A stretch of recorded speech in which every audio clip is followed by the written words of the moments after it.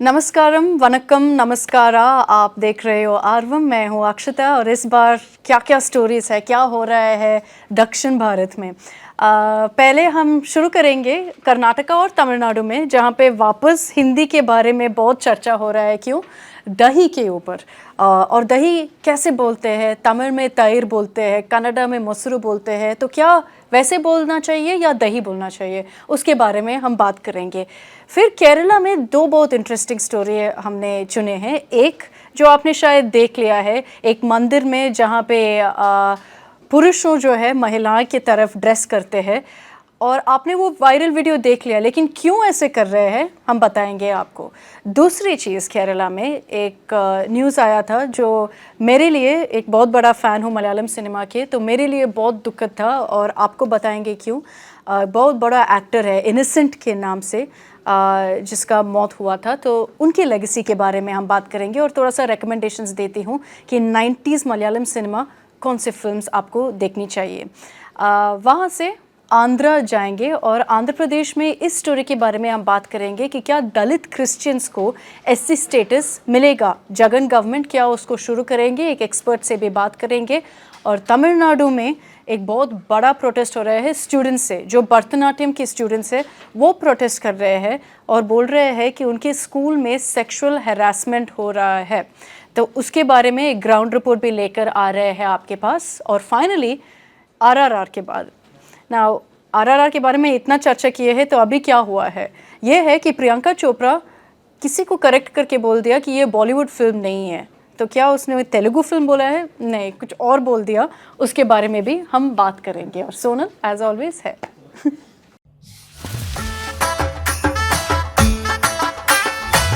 Hello अक्षता।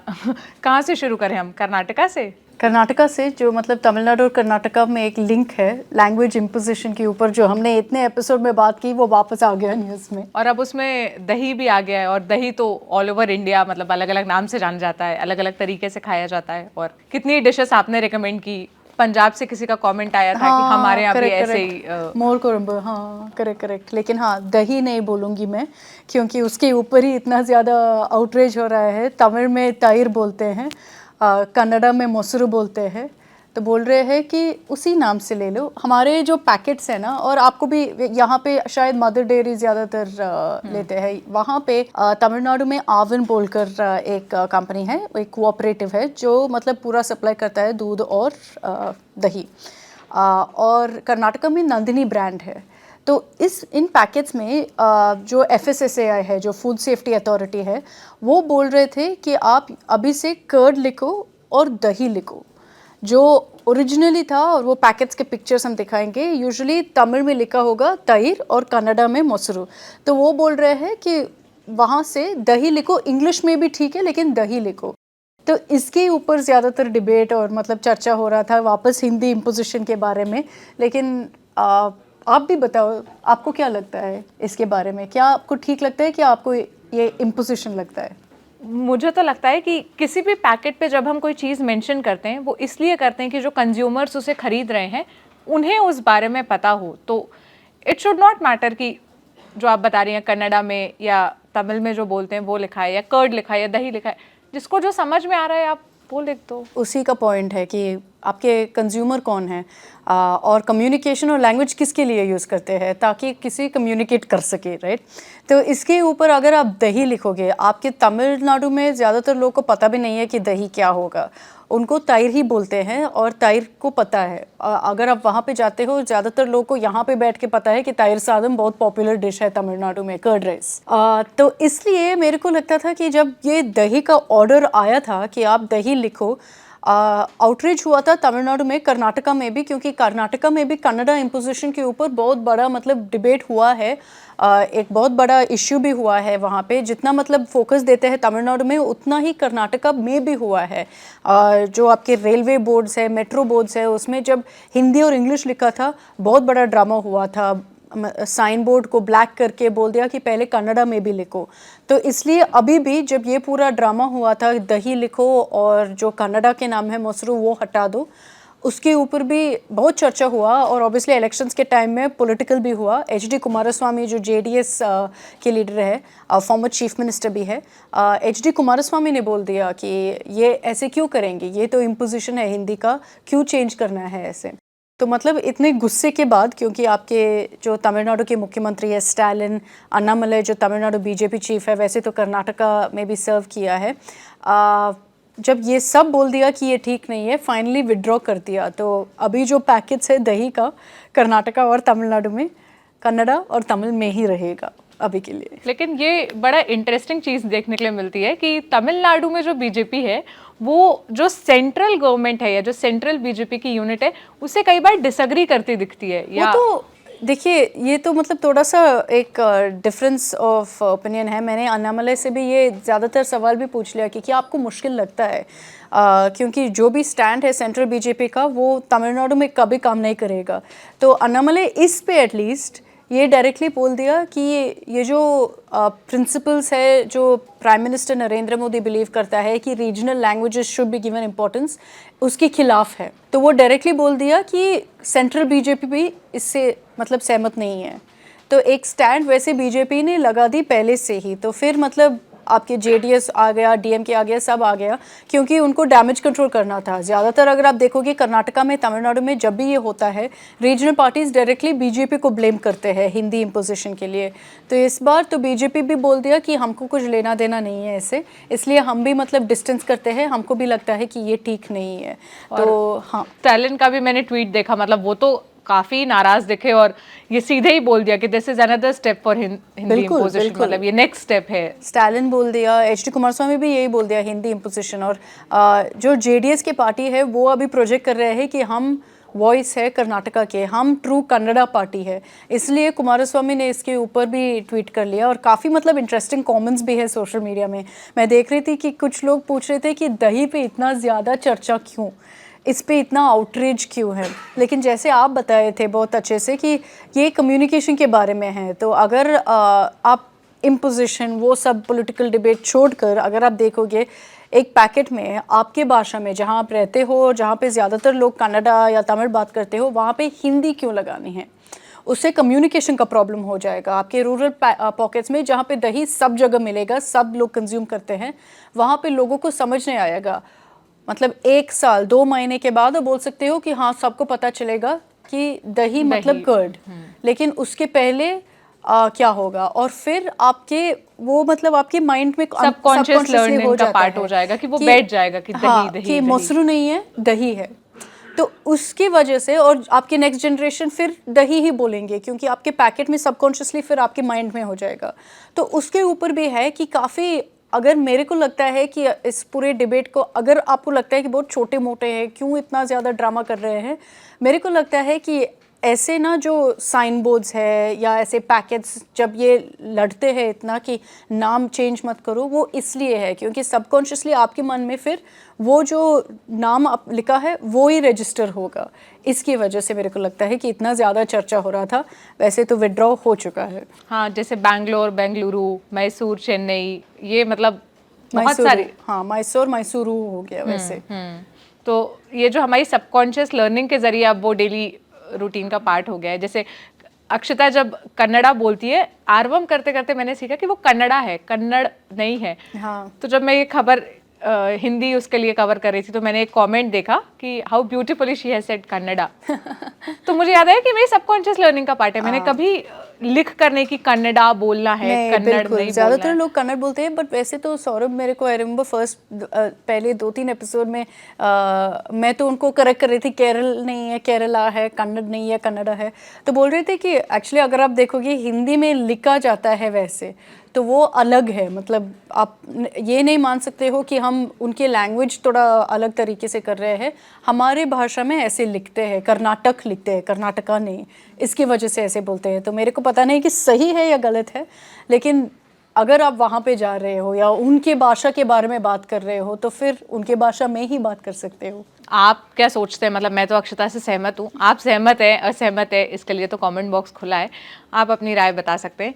इसके बाद हम अक्षता चलते हैं केरला की तरफ, क्योंकि अगर कोई सोशल मीडिया प्लेटफॉर्म्स यूज़ करता है, ट्विटर वगैरह पर एक्टिव है, तो आपने खूब पिक्चर्स देखी होंगी जहाँ पर महिलाओं की पिक्चर लग रही है पहली बार में, मतलब पहली नज़र में देखने पर, लेकिन जब आप पढ़ो उसके बारे में तो पता चलता है कि ये पुरुष हैं जो ड्रेसअप हुए हैं लाइक विमेन, और वो इतना ब्यूटीफुली ड्रेसअप हुए हैं कि आप डिफरेंस नहीं बता सकते, मतलब कि ये पुरुष हैं महिलाएं नहीं हैं। हर चीज़, चाहे वो मेकअप हो, चाहे वो ड्रेस हो, सब कुछ बहुत ऑन पॉइंट है। इवन हेयर भी एकदम प्रॉपर, वो 100% कमिटमेंट था रोल कई के आईएएस लिए। ऑफिसर्स और आईपीएस ऑफिसर्स के मैंने ट्वीट देखे। मैं भी देखी थी ट्विटर पे, ज्यादातर लोग मतलब बहुत सरप्राइज्ड थे कि इतना अच्छा से करते हैं पूरा कमिटमेंट के क्या है साथ। क्या ये मतलब? तो ये एक्चुअली एक मंदिर है केरला के कोल्लम में। ये है एक्चुअली कोट्टंकुलगरा। इस जगह में एक देवी मंदिर है जहाँ पे हर साल इस टाइम पे, ये है एक्चुअली मीनम मासम, केरला मलयालम कैलेंडर में मीनम के मंथ में हर साल एक त्यौहार होते हैं कुछ 2 हफ्ते के लिए। तो इस बार एक्चुअली ये त्यौहार मार्च 9 से 25 तक था। और इस समय में एक्चुअली पूरा टाइम में मतलब बहुत ऑस्पिशियस मानते हैं, पूजा रखते हैं। नाइट में आदमी जो है वो महिलाओं की तरफ ड्रेस करते हैं। जितने भी ट्रांसजेंडर्स है केरला में, ज़्यादातर वो आते हैं इस फेस्टिवल के लिए, और सब इतने खूबसूरत से साड़ी पहन के उनके पूरे ट्रेडिशनल अटायर ज्वेलरी के साथ, उनके बाल जैसे आप बोल रहे थे, मेकअप, जिसके पास मतलब फेशियल हेयर है, सब कुछ हटा के पूरे का पूरा मतलब जितना भी फेमिनिन हो सकता है करते हैं। ऐसा नहीं है कि थोड़ा हाफ हार्टेड अटेम्प्ट करते हैं, पूरा का पूरा करते हैं। इसलिए क्योंकि एक स्टोरी है जो मैं पढ़ रही थी कि एक ग्रुप ऑफ बॉयज़ थे जो गाय के साथ मतलब थे वहाँ पे एक फील्ड में, और उस समय वो खेल रहे थे, छोटे बच्चे थे वो खेल रहे थे और ऐसे ड्रेसअप कर रहे थे लड़कियों की तरफ, और एक पत्थर था जिसमें फूल डाल रहे थे। और एक लड़का जो उस ग्रुप में था, उनको उनके सपने में ये देवी आकर बोल रहे थे कि मेरे को बहुत खुश लग रही है। तो वहाँ से ये मिथ शुरू हो गया और ये बिलीफ हो गया कि हाँ, हम इस देवी को खुश रखने के लिए ऐसे एक बार करेंगे। तो इसलिए सब आकर ऐसे मतलब ड्रेसअप करके एक लैंप लेकर जाते हैं। जितने भी इमेजेस है आप देखोगे कि एक बहुत बड़ा सा एक लैंप जो विलक बोलते हैं, चमया विलक बोलते हैं, और वो मतलब पकड़ के वो जाते हैं ऐसे। कुछ लोग तो खसव साड़ी पहनते हैं जो मतलब आपके केरला ट्रेडिशनल साड़ी है वाइट और गोल्ड बॉर्डर के साथ। कुछ लोग ऐसे ही मतलब पूरा डेक्ड अप सिल्क साड़ीज़ में जाते हैं। लेकिन हाँ, पूरे मतलब रात में उस मंदिर में आपको महिलाएं दिखेंगे, आपको मतलब जो लड़के हैं महिलाओं की तरफ ड्रेस करके दिखेंगे, ट्रांसजेंडर्स दिखेंगे, लेकिन पूरा का पूरा एक मेला है जहाँ सब मतलब इतने अच्छे साड़ीज़ पहन के वहाँ पे उस देवी मंदिर में रहते हैं रात में। और ये इतना ब्यूटीफुल था देखना भी, और कंपटीशन होता है, इसमें इनाम भी मिलता है ना? बिल्कुल, मतलब हाँ, एक कंपटीशन भी होता है ऑब्वियसली। वो तो मतलब फन भी है क्योंकि इतना ज़्यादा एफर्ट हो जाता है। मेरे को लगता है उसके वजह से ही इतने ज़्यादा जो मतलब लोग हैं जो आते हैं, सब इतना ज़्यादा कमिटमेंट के साथ ड्रेसअप करते हैं और पार्टिसिपेशन। हाँ, वैसे तो अगर आप देखोगे यूट्यूब में, अगर आप गूगल करते हो यूट्यूब में, सर्च करते हो यूट्यूब में, सॉरी, आपको मिलेगा वीडियोस, गेटिंग रेडी वीडियोस इसके लिए। तो जितने भी मेन जाते हैं इस मंदिर के लिए, तो वो पूरा प्रोसेस दिखाते हैं कि कैसे उनके जो मुस्टैच या बियर्ड है कैसे हटाते हैं, फिर पूरा मेकअप प्रोफेशनल्स लेकर आते हैं, बाय द वे फोटोशूट के लिए प्रोफेशनल मेकअप आर्टिस्ट लेकर आते हैं, बाल के लिए प्रोफेशनली करते हैं, और फिर रेडी होकर जाते हैं। तो पूरा सेटअप है, कंपटीशन के लिए इतना ज़्यादा करते हैं, और इसके वीडियोस भी बहुत ज़्यादा है यूट्यूब में, बहुत एंटरटेनिंग भी है।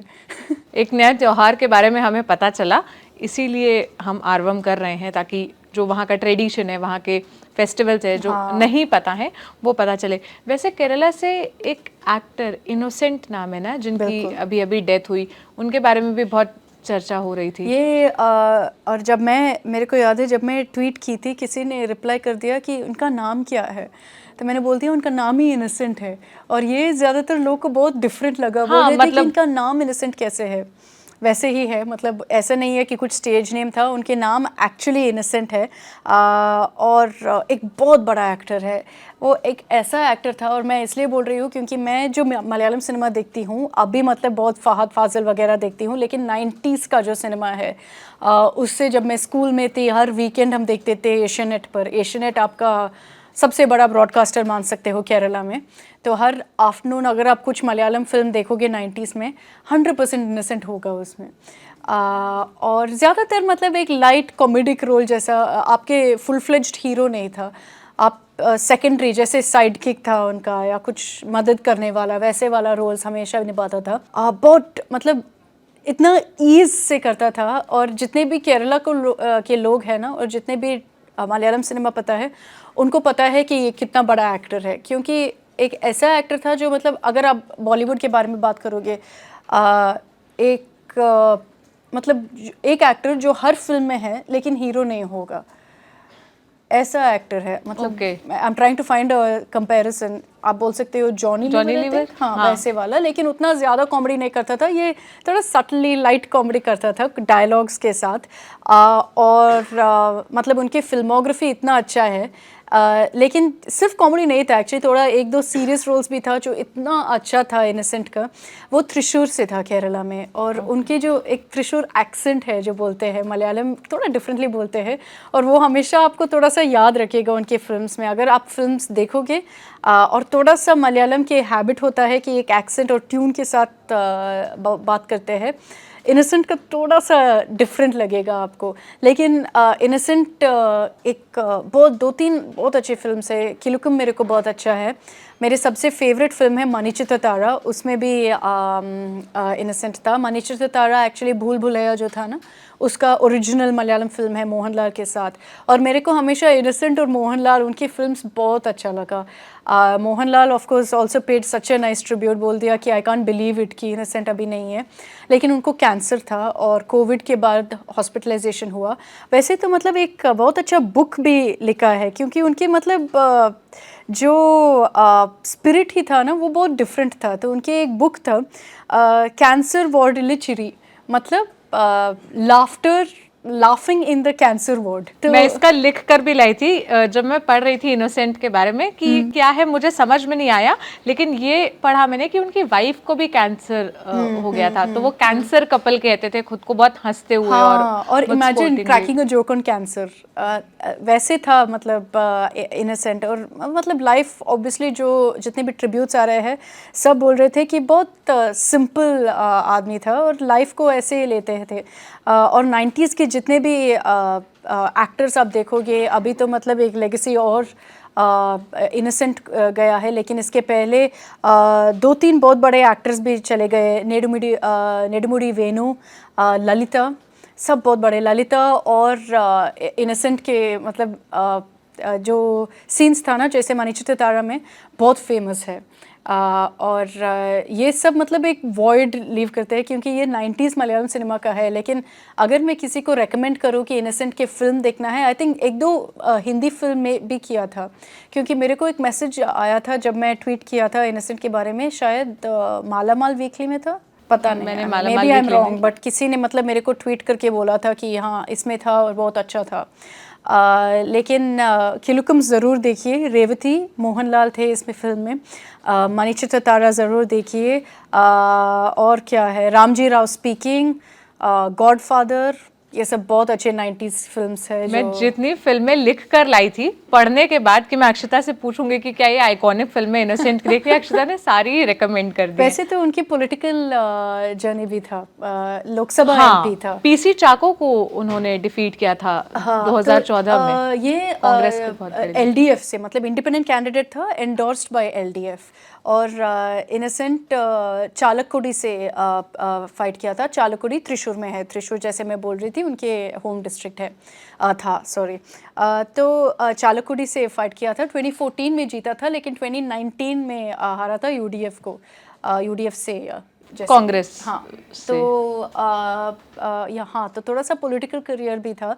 लेकिन मेरे को लगता है कि जितने भी लोग को मलयालम सिनेमा जानते हैं उनको पता है कि इनोसेंट एक सुपरस्टार नहीं था, लेकिन एक बहुत बड़ा मतलब सिंबल था मलयालम सिनेमा का। अक्षता ने बहुत सारी इनोसेंट की फिल्में रेकमेंड की हैं। अगर आप उनकी लेगेसी को याद करना चाहते हैं, देखना चाहते हैं, आपका इंटरेस्ट जगा उनके बारे में सुनकर, तो आप ये फिल्में खोज कर देख सकते हैं। क्योंकि मैंने भी जितने भी ट्वीट पढ़े उस दिन, अक्षता का ट्वीट इंक्लूड करके, जो लोग उनको इन पर्सन जानते थे वो यही कह रहे थे कि वो बहुत अच्छे आदमी थे, बहुत काइंड थे, बहुत डाउन टू अर्थ थे। तो एज अ पर्सन भी और उनके काम की भी, दोनों की अक्षता ने बहुत तारीफ़ की है, तो आप देख सकते हैं। और जितने भी मतलब आप रेकमेंड कर सकते हो, क्योंकि मैं अभी भी ढूंढ रही हूँ कि क्या कंपैरिजन दे सकते हैं किस बॉलीवुड एक्टर से। तो अगर आपके पास किसी हिंट है कि इनोसेंट जैसा कौन सा वो एक एक्टर है बॉलीवुड में जो हमेशा हर फिल्म में है लेकिन थोड़ा सा अंडर अप्रिशिएटेड है, वो तो या बताइए। बहुत मेजर, मतलब फिल्म का हीरो नहीं है हीरो या नहीं है, विलन लेकिन नहीं है। छोटा सा मतलब साइड रोल है, थोड़ा सा मतलब इम्पोर्टेंट है, लेकिन मुझे उनको जॉनी हमेशा- लिवर ही सही। हाँ शायद, लेकिन हाँ ज़रूर बताइए आपके अगर किसी और नाम का याद आता है तो। यहाँ से बढ़ते हैं अक्षता हम तमिलनाडु की तरफ, क्योंकि वहाँ से भी प्रोटेस्ट के बहुत विजुअल्स आए। किस बात पे प्रोटेस्ट हो रहा है, आप अगर वो एक्सप्लेन करें, और क्यों ये इतना बड़ा है, मतलब इसका बज़ क्यों इतना बड़ा तो है? ये एक्चुअली एक स्कूल है चेन्नई में, बहुत फेमस है, कलाक्षेत्र स्कूल बोलकर, जो आपके आर्ट स्कूल है। यहाँ पे भरतनाट्यम ज़्यादातर स्टूडेंट्स है, फिर जो ट्रेडिशनल म्यूज़िक है वो वहाँ पे भी ये भी सीखते हैं, लेकिन सिखाते हैं, सॉरी। तो ये स्कूल में, और कलाक्षेत्र बहुत फेमस कैंपस है चेन्नई में। आप भरतनाट्यम मैंने भरतनाट्यम कला क्षेत्र से कला क्षेत्र, हाँ, तो ये एक सब फॉर्म है भरतनाट्यम का भी, जो रुक्मिणी देवी अरुणडेल ने स्टार्ट किया। रुक्मिणी देवी इज द फाउंडर ऑफ कला क्षेत्र फाउंडेशन भी। मैंने पढ़ा है, मतलब जब भरतनाट्यम का एग्जाम भी देते थे ना हम, तो ये लिखते थे कि who is the founder of कला क्षेत्र, रुक्मिणी अच्छा, देवी। तो रुक्मिणी देवी के एक्चुअली जो हस्बैंड है अरुणडेल, जॉर्ज अरुणडेल, ब्रिटिशर था। और रुक्मिणी अरुणडेल कलाक्षेत्र को 1930s में स्टार्ट किया, आई थिंक 1936 या 1938 में शुरू किए थे। उनकी स्टोरी भी बहुत अच्छी है, क्योंकि उनकी शादी जॉर्ज अरुणडेल, सो एक इंडियन और एक ब्रिटिशर की शादी हुआ था उस समय। और उनकी स्टोरी भी बहुत अच्छा है, क्योंकि I think there was like 20 years difference age में भी जॉर्ज अरुणडेल और रुक्मिणी देवी के बीच में। लेकिन उस सब के मतलब छोड़कर, फैमिली के प्रॉब्लम्स छोड़कर शादी की थी। और जॉर्ज अरुणडेल थियोसॉफिकल सोसाइटी, जो अगेन चेन्नई में है, उसके साथ थे। और रुक्मिणी देवी भरतनाट्यम की एक आइकॉन बनी थी, और उसने कलाक्षेत्र शुरू की। तो कलाक्षेत्र अभी चेन्नई में बहुत फेमस है। आपको जो कैंपस है सबको पता है कि कहाँ पे है, बहुत ज़्यादा स्टूडेंट्स है वहाँ पे। तो ये स्टूडेंट्स जो है, और कभी कंट्रोवर्शियल नहीं हुआ, मतलब कभी कुछ कंट्रोवर्सी नहीं हुआ इसके ऊपर। लेकिन ये जो स्टूडेंट्स है 2-3 दिन से प्रोटेस्ट कर रहे हैं, एक्चुअली 2 महीने से ये एक्चुअली इश्यू हो रहा है, लेकिन अभी ज़्यादातर स्पॉटलाइट में आया है। क्यों? क्योंकि ये स्टूडेंट्स है वो एलेज कर रहे हैं कि एक मेल टीचर जो है, एक मेल प्रोफेसर जो है, उसने कुछ लड़कियों को, कुछ स्टूडेंट्स को सेक्सुअली हैरास किया। और उससे मतलब इश्यू बड़ा हुआ। एक दिन ये प्रोफेसर जो है, जो मतलब इसके खिलाफ ऐसे एलिगेशंस हैं, वो स्कूल असेंबली पहुंच गए। और जब ये असेंबली आए थे, जितने भी स्टूडेंट्स हैं और जितने भी लड़कियां सब थे, सब निकल गए स्कूल से और बैठ के प्रोटेस्ट शुरू कर लिया। तो फिर अभी भी ये प्रोटेस्ट जारी है। गवर्नमेंट सरकार ने भी इसके ऊपर कमेंट की है। जो NCW है, उनकी चीफ रेखा शर्मा, वो भी विजिट की है वहाँ पे। तो काफ़ी एक्शन हो रहा है वहाँ पे। लेकिन ये जो एलिगेशन है सेक्सुअल हैरासमेंट के बारे में, हम ये भी बोल देंगे कि ये पहले आया था 2 महीने पहले। अभी जो विक्टिम है वो बात नहीं कर रही है। तो कुछ लोग बोल रहे हैं कि हाँ ये सब मैन्युफैक्चर्ड है। जो स्टूडेंट्स हैं वो बोल रहे हैं कि वो डर गई, क्योंकि इतना ज़्यादा अटेंशन हुआ है कि वो डर गई, इसलिए वो विड्रॉ कर रही है, इसलिए पुलिस कंप्लेंट नहीं हुआ है अब तक। दूसरी चीज़ वो ये है कि इससे ज़्यादातर प्रोटेस्ट और बड़ा हो गया। बोल रहे हैं कि जितना भी डिस्क्रिमिनेशन होता है एक लड़की के खिलाफ, उनके वेट के बारे में, डांसिंग के लिए, उनके कलर कॉम्प्लेक्शन के बारे में, वो सब के बाद भी एक्शन ले लो। और बोल रहे हैं, और इसके लिए काफ़ी प्रोफेसर्स के नाम भी लिए हैं, और आई थिंक डायरेक्टर का नाम भी लिए हैं, और बोल दिया कि ये सब इन्वॉल्व है और ये सब ऐसे कॉमन्स करते हैं, और इसके लिए भी एक्शन ले लो। तो इसकी वजह से इतना बड़ा सा प्रोटेस्ट है, जिसमें स्टूडेंट्स जो आपके ट्रेडिशनल लर्निंग जो यूनिफॉर्म है भरतनाट्यम में, साड़ी पहन के, फिर वो मतलब ऐसे एक दुपट्टा जैसे टाई करते हैं, वो सब ऐसे ही गेटअप में बैठ के प्रोटेस्ट कर रहे हैं अभी भी। बढ़ते हैं अक्षता आंध्र प्रदेश की तरफ। वहाँ से जो खबरें मैंने पढ़ी, आप बताइएगा मैं सही हूँ नहीं हूँ या क्या बेहतर है। जो वहाँ की सरकार है, जगन मोहन रेड्डी की सरकार, उन्होंने कहा कि जो दलित क्रिश्चियंस है उनको भी शेड्यूल कास्ट का मतलब स्टेटस दिया जाए। ऐसी कोई बात है? तो ये काफ़ी कंट्रोवर्शियल हुआ है क्योंकि पॉलिटिकल हुआ है, लेकिन पहली बार नहीं है कि हम बात कर रहे हैं यहाँ से, सिर्फ आंध्र में नहीं, नेशनली भी काफ़ी मतलब इस पे चर्चा हुआ है। वैसे तो मतलब आई थिंक 2 दिन पहले जंतर मंतर में भी एक एजिटेशन हुआ था दलित क्रिश्चियन से, बोल रहे हैं कि हमको ऐसी स्टेटस दे दो शेड्यूल्ड कास्ट में। क्या होता है कि जो आपके हिंदू दलित्स है, जब वो कन्वर्ट करते हैं क्रिश्चियनिटी को, उनको बोलते हैं दलित क्रिश्चियंस। लेकिन क्योंकि आपके कास्ट का सिस्टम नहीं है क्रिश्चियनिटी में या इस्लाम में, इसलिए उनको एससी स्टेटस नहीं मिलता है। वैसे तो अगर बुद्धिज्म देखते हैं, अभी रिसेंटली मतलब कुछ समय पहले ही उनको भी इंडक्ट किया है इस कैटेगरी में। तो इसके ऊपर काफ़ी चर्चा हुआ है, काफ़ी डिबेट हुआ है। अगर आप देखोगे, आई थिंक जो कांग्रेस सरकार था उसने एक कमेटी भी शुरू किया था जिसने रिपोर्ट भेजे है कंफर्मिंग दैट हाँ आप दलित क्रिश्चियंस को ऐसे स्टेटस दे दो, लेकिन नहीं हुआ अब तक। इसलिए जगन गवर्नमेंट जो है आंध्र प्रदेश में शायद अभी डायरेक्टली इम्प्लीमेंट कर सकते हैं स्टेट में, तो इसके ऊपर काफ़ी चर्चा हो रहा है। क्योंकि ये मेरा तो एरिया ऑफ एक्सपर्ट ही नहीं है, मैंने तो सिर्फ खबर पढ़ी। बेहतर है कि हम एक्सपर्ट से ही इस पर बात कर लें। मेरे एक्सपर्टीज़ भी नहीं है, जितना भी मैंने पढ़ी हूँ इसके ऊपर मेरे को लगा, और मैं काफ़ी मतलब ये देख रही थी कि कौन है जो इसके ऊपर और जितना भी दलित क्रिश्चियंस की फ़ाइट के ऊपर बात कर सकते हैं, और आंध्र प्रदेश में भी क्या रेलेवेंस है इसका। उससे मतलब मैंने सोच लिया कि हम बात करेंगे मिस्टर बूथ टकर के साथ। एक सोशल एक्टिविस्ट है, एडवोकेट है, जो विशाखापट्टनम में है। और मिस्टर टकर हमको बोल सकते हैं कि एग्जैक्टली ये क्या है और क्यों किया है आंध्र सरकार ने। In the first itself, immediately after the independence 1950, again in the year 1956, 6 were joined, they were given, and again in the 1990, on the year of the centenary of the Ambedkar, Buddhist was also given. Only Dalit Christians left, and also the Dalit Muslims also. Even if you go to any religion, your caste carries on. Religion, it's only, nobody says, if I am suppose I'm subcaste Mala community, people say Buddh Chakar is a Mala. They don't say he's a Christian. So moreover, you can see the atrocities in Karam Chedu of 1985, again atrocities in 1992-3, the Chunduru, they're all Dalit Christians.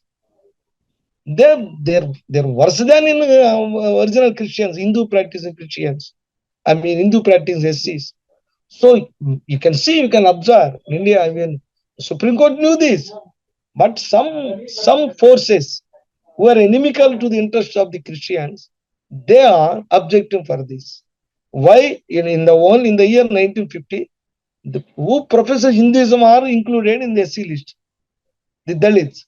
And then in the 56, at the height of the Sikh militancy, Nehru, the late Nehru accepted, and in couple of SC status, it's 6. Again in the 1990, it coincided with the centenary year of the great Ambedkar. And the Buddhists, who are a very minuscule of population, they were conferred. Now, the Christians have been fighting for this just cause for so many years. So the fact that the argument, the defense, they say that there is no, discrimination or untouchable stigma in Christianity, and they don't suffer. Christians don't suffer what we call the stigma and all that. So not necessary to confer SC status is very unjust, unreasonable, and unconstitutional also for all purposes. In fact, you can simply see the 1989 Atrocities Act. If a Dalit Christian abuses SC Christian, SC, Hindu SC, he can file a atrocity case against a Dalit Christian, though they belong to the same community. They suffer same social conditions. They face same economical problems. They face same educational disabilities. In some cases, I'm telling you very clearly, their conditions, both social, economical, educational, and other, political conditions worse than the SCs, that the group, if the SCs who are practicing Hindus are enjoying for last 50 years, 70 years, nearly 73 years. अक्षता, यहाँ से आखिरी राज्य जो बचा है तेलंगाना, मतलब आखिरी राज्य इन सेंस दक्षिण भारत का जो आखिरी राज्य बचा है, वहाँ चल लेते हैं, क्योंकि एक कमेंट आया प्रियंका चोपड़ा की तरफ से, जिस पर बहुत सोशल मीडिया पर चर्चा भी हुई, ट्रोल भी किया गया उनको, और मतलब मुझे पता नहीं आप इससे कैसे लेंगे। तो ये मेरे को लगता है कि ये एक्चुअली स्टेट वाइज नहीं कर सकते हैं, ये एक्चुअली लैंग्वेज के बारे में है। अगेन तेलुगु तो तेलंगाना आंध्रा में ज़्यादातर आउटरीच था इस पे कि प्रियंका चोपड़ा ने किसी को करेक्ट करके आरआरआर के बारे में बात कर रहे थे, उसको एक बॉलीवुड फिल्म बुला दिया। और पहले भी ये हुआ था ऑस्कर्स में, मेरे को याद है कि जो होस्ट था उसने भी बोल दिया कि ये एक बॉलीवुड फिल्म है। तो Priyanka Chopra very smartly immediately correct कर दिया, लेकिन कैसे करेक्ट कर दिया, बोल दिया कि नहीं नहीं ये बॉलीवुड फिल्म नहीं है, ये तमिल फिल्म है। और अभी एटलीस्ट आई होप कि हमारे आर्वम ऑडियंस को फ़र्क पता है Telugu film Tamil film versus, तो ये एक्चुअली तेलुगु फिल्म है। तो प्रियंका चोपड़ा बॉलीवुड फिल्म से करेक्ट करके तमिल फिल्म बोल दिया, तो जो वो भी गलत है। तो आर्वम ऑडियंस का तो ठीक है, पता है, लेकिन बहुत सारे लोग जो नॉर्थ इंडिया में, उनको नहीं पता कि तमिल क्या है तेलुगु क्या है, मतलब वो फ़र्क नहीं कर पाते। उनके लिए सब, जैसा आप बात कर रही थी, एक बार कह रही थी ना कि सब मद्रासी ही हैं, जितने भी साउथ इंडियंस हैं, एक स्टीरियोटाइप जो चलता है, जो माइन्यूट डिफरेंस है वो नहीं पता। लेकिन वो तो मैं समझ सकती हूँ। जैसे अगर मैं अभी तमिल में बात करूँगी, आपको पता नहीं होगा कि तमिल है या मलयालम है या कौन सा भाषा है, क्योंकि आप नए हो उस भाषा को। अगर किसी ने मेरे पास आकर भोजपुरी में बात करते हैं, मेरे को पता नहीं होगा कि कौन सा भाषा भी है, तो वो ऑब्वियसली थोड़ा सा ठीक है, अंडरस्टैंडेबल है पूरा का पूरा, और वो ऑफेंसिव नहीं है। प्रॉब्लम ये है कि प्रियंका चोपड़ा किसी को करेक्ट कर रही है। दूसरी चीज़, आपने राजमौली रामचंद्र, उनके लिए I think she hosted a party, और फिर आपको पता नहीं है कि कौन सा फिल्म है ये। तो फिर, और प्रियंका चोपड़ा तमिल फिल्म्स में एक्ट की है वैसे तो, मतलब फिल्म्स आई थिंक पहले जब वो नई थी तमिल में भी फिल्म्स की थी, तो फिर उनको पता नहीं है डिफरेंस। तो उसके ऊपर काफ़ी चर्चा हो रहा था कि आप करेक्ट कर रहे हो, बॉलीवुड फिल्म नहीं है तमिल फिल्म बोल रहे हो। मतलब यही जो अक्षता से मैं बात कर रही हूँ, मैंने अपने न्यूज़ रूम में भी कुछ कलीग से बात की जो साउथ इंडिया से आते हैं, कि क्या ये आपको ऑफेंसिव लगा। मतलब मुझे तो शायद उतना नहीं, तो उनका कहना था कि हाँ, क्योंकि प्रियंका उन लोगों के साथ हैंग आउट कर रही थी जो उस फिल्म में काम किए हैं या फिल्म बनाने में जिनका रोल है, और फिर आपको नहीं पता है कि तमिल तेलुगु, तो ये प्रॉब्लमेटिक है। अगर ये गलती सोनल से हो जाती है या ये गलती किसी नॉर्मल आम व्यक्ति से हो जाए तो हमारे लिए उतना ऑफेंसिव नहीं है, बट आप जिस पोजीशन पर बैठ कर ये गलती कर रहे हो, ये थोड़ा सा ऑफेंसिव। और प्रॉब्लम है कि आपकी इतना बड़ा ऑडियंस है ना, सबको पता होगा कि ये तमिल फिल्म है या तेलुगु फिल्म है, पता नहीं, लेकिन उनको लगेगा हाँ बॉलीवुड फिल्म नहीं है तमिल फिल्म है अभी।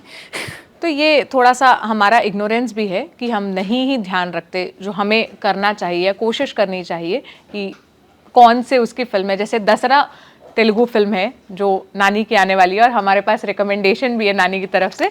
अक्षता ने इतना बता दिया मुझे नानी के बारे में पिछले एपिसोड में कि मक्खी आपने देखी है, तो वो नानी की ओरिजिनल फिल्म का ही है, तो मतलब मेरा इंटरेस्ट बढ़ गया अब उनकी तरफ।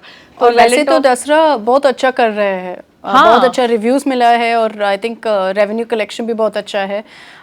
हमने ऑलरेडी बात की है क्योंकि हम आर्वम पे फर्स्ट ऑन करते हैं सब कुछ, और ललन टॉप सिनेमा पर इसका रिव्यू भी लगा है, तो मैं डिस्क्रिप्शन में उस रिव्यू का भी लिंक लगा दूंगी, नानी के साथ जो इंटरव्यू हुआ उसका भी, और नानी ने हमारे लिए भी हिंदी में आपके लिए हाँ आर्वम के लिए रिकमेंडेशंस दिए हैं, और ये भी बताया है कि क्यों साउथ की फिल्में इतनी ब्लॉकबस्टर होती हैं। तो सुनिए आप भी उन्हें। Mass film is a film which will make you restless to watch it, like which will not let you wait for it. You understood what is a mass film is when it gives you a collective experience. आप जब अभी सबके साथ देखने में amplify होने वाला मास film है। अगर नो अभी एक मास फिल्म जो नहीं है, let's say heart warming film, अगर आप सबके साथ देखें या घर में देखें, एक ही इम्पैक्ट है फिल्म का। मास फिल्म का इम्पैक्ट जब पब्लिक के साथ देखोगे तो 10 गुना बन जाएगा।